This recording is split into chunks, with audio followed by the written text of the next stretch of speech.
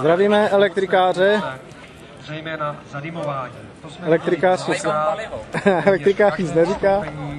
Tohoto freestylu, jak model trasoval svůj let, prostě hlavně si nesplést kabely.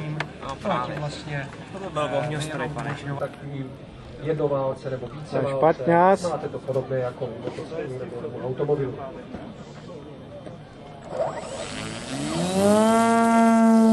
To byl hukot, přátelé. A vidíte, i takovýto hukot je schopná vyvinout elektrika nebo elektrický pohon.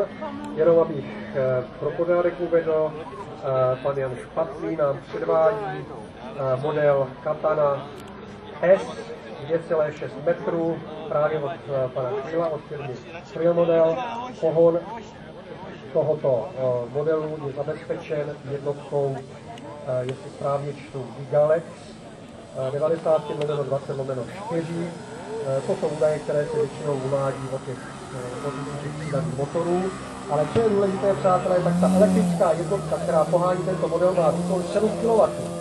Takže málo kdo by dokázal toto odhadnout na první pohled. 7000 W prostě je to prostě vyset ten model. Co se týče napájení, tak jsou tam použité právě polymerové akumulátory, jak jsem už mluvil, o kapacitě 10 Ah a je tady uvedeno 10 článků.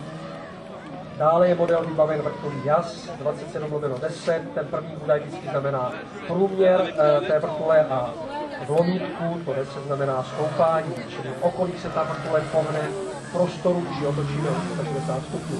Povšimněte si také nádherné dinoučké vypnutité na místě a opět díky velké rezervě výkonu model vystřelí do vzduchu. No a samozřejmě dělá celou řadu různých obrazů, patří právě kopané výkrutí, patří tam souvratky, led na zádech, normální přemet, obrácený přemet, kubánská osmička, vývrtka na zádech, nožový led, to jsme také viděli, když jsem o tom mluvil.